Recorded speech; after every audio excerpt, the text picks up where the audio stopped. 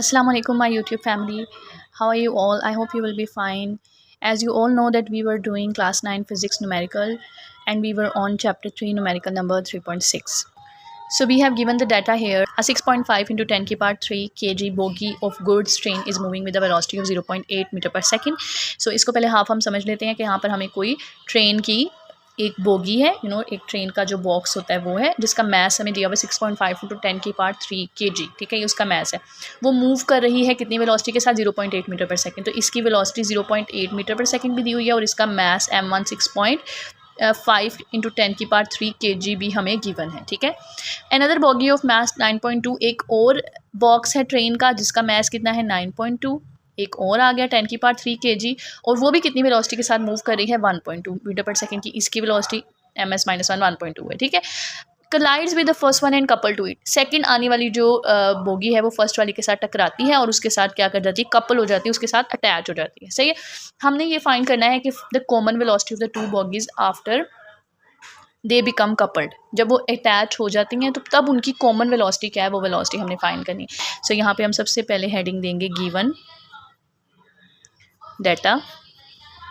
In the given data we have first one we have mass 1. इस mass को हम पहली बोगी के mass को mass 1 कंसीडर करेंगे, दूसरे वाले को mass 2. इसकी वेलोसिटी को v1 कंसीडर करेंगे और सेकंड वाले को v2. तो m1 है, mass m1 है 6.5 kg, वेलोसिटी v1 है 0.8 मीटर पर सेकंड, mass m2 है 9.2 into 10 power 3 kg, velocity v2 है 1.2 ms-1.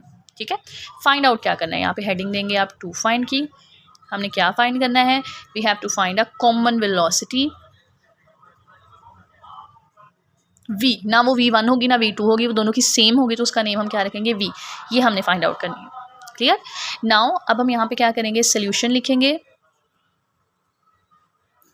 अब आप यहाँ पे लिखोगे by using law of conservation of momentum. Clear.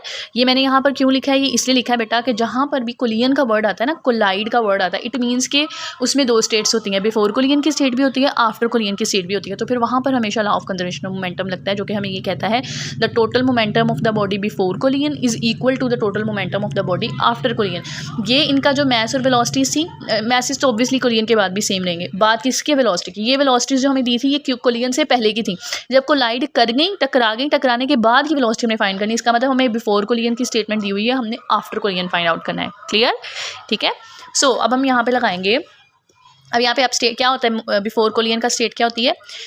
Mess momentum है m1 v1 plus m2 v2.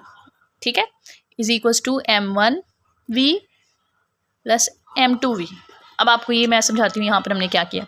ये बिफोर कोलियन की स्टेट मैंने लिखी. एक बोगी जो थी वो आगे चली थी, एक उसके पीछे आ रही थी. इस मोमेंटम कोलियन से पहले इस वक्त इसका मोमेंटम था m1 v1 और इसका मोमेंटम कितना था? m2 v2. तो वो बिफोर कोलियन मोमेंटम किस तरह आएगा? जब हम इन दोनों को सम करेंगे. तो ये मैंने उन दोनों के मोमेंटम्स को सम करके बिफोर कोलियन लिख दिया. अब ये दोनों टकरा गई, टकराने के बाद दोनों जुड़ गई, इकट्ठी होगी, जुड़ के इकट्ठी मूव करेंगे. ठीक है. मैस उसका तब भी m1 है, मैं इसका भी m2 है, लेकिन फ़र्क किस में आएगा? वेलोसिटी में. अब इकट्ठी जुड़ के मिल के चल रही हैं तो वेलोसिटीज डिफरेंट नहीं होंगी, इनकी वेलोसिटी एक ही होगी, v होगी.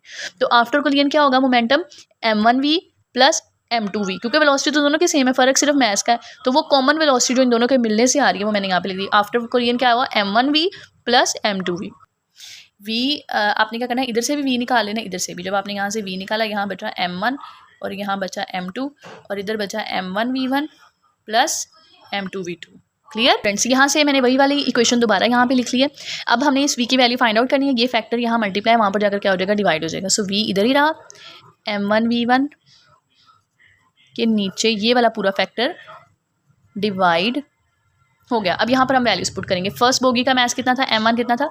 6.5 इंटू 10 की पावर 3 kg. उसकी वेलोसिटी कितनी थी? 0.8. ठीक है. प्लस ये प्लस का साइन, m2 कितना था? 9.2 इंटू 10 की पावर 3 और उसकी वेलोसिटी कितनी थी? 1.2 ओवर m1 और m2 दोनों सम हो रहे हैं. m1 क्या है? 6.5 इंटू 10 की पावर 3 kg प्लस m2 क्या है? 9.2 इंटू 10 की पावर 3 kg। वैल्यूज़ पुट कर ली थी मैस m1 की भी, वेलोसिटी की भी, m2 की और v2 की। नीचे मैंने m1 और m2 को ऐड करके यहाँ पर लिख लिया है, ठीक है। अब हम इसको सॉल्व आउट करेंगे। सबसे पहले क्या करेंगे, ये दो फैक्टर्स मल्टीप्लाई हो रहे हैं और इधर से ये फैक्टर्स मल्टीप्लाई हो रहे हैं, हम इनको आपस में मल्टीप्लाई करेंगे। आपने सिर्फ वैल्यू को वैल्यू से मल्टीप्लाई करना है, पावर आपने यूज़ नहीं करनी कैलकुलेटर पर। क्लियर? सो क्या है 6.5 किससे मल्टीप्लाई हो रहा है 0.8 से। करेंगे 6.5 multiply by 0.8 we got 5.2।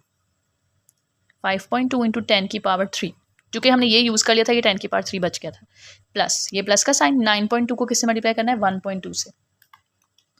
9.2 multiply by 1.2 we get 11.04। 11.04 10 की पावर 3 वैसे का वैसे। ओके नीचे क्या है 6.5 और 9.2 ऐड हो रहे हैं और 10 की पावर 3 को हम वैसे लिख लेंगे। 6.5 को 9.2 को हम ऐड कर लेंगे। 6.5 प्लस 9.2 वी गेट 15.7 और 10 की पावर 3 वैसे का वैसे। वो ऐड नहीं होता, वो कॉमन है, वो दोनों में कॉमन है, वो हमने बाहर निकाल लिया और ये दोनों ऐड हो गए और वो 10 की पावर 3 साथ आ गया और यहाँ पे kg आ गया, ठीक है। सो ये वेलोसिटी, ठीक है। यूनिट्स चाहे आप ना लगाएं, आप एंड पर 1 यूनिट लगा दीजिएगा, ठीक है। अच्छा अभी फिर वही बात है, ये वाली दोनों वैल्यूज़ फिर ऐड हो रही हैं, 10 की पावर 3 दोनों में सेम है, वो वैसे ही बाहर निकल जाएगा। 5.2 11.0 को हम प्लस कर लेंगे।